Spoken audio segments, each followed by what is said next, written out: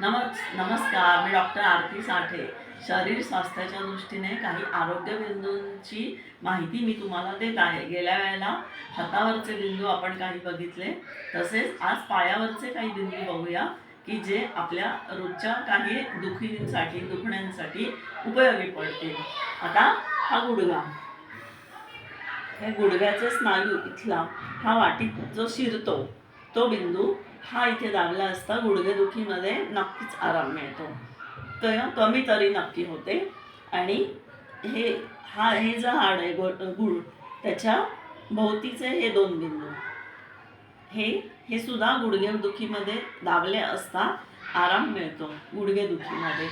तसंच आता हे गुडघ्याचं हाड, त्याच्या खाली 4 बोटं अंतर हा बिंदू आणि या बिंदूच्या एक बोट बाजूला असं हा जो बिंदू आहे हा अन्नपचनासाठी किंवा डायजेशन म्हणतो आपण त्याच्यासाठी अतिशय उपयोगी आहे.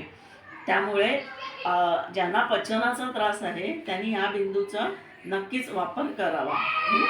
तसेच आता हे पाऊल आहे आपलं. तर पाऊलाच्या या ज्या बेचक्या आहेत या अशा, जसं मी हाताचं दाखवलं तसं या बेचक्यांमध्ये दाब देऊन आराम मिळावा, कारण त्याच्यामध्ये रक्तप्रवाह सुधारायला मदत होते किंवा सांधेदुखी असती ह्याची बोटांची त्याच्यामध्ये उपयोगी होतो.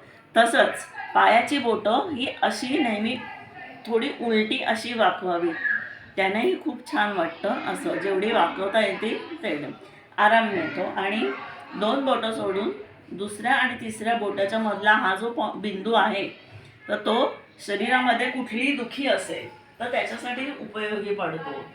मला असं आशा आहे की तुम्हाला या बिंदूंचा नक्कीच वापर करता येईल. धन्यवाद.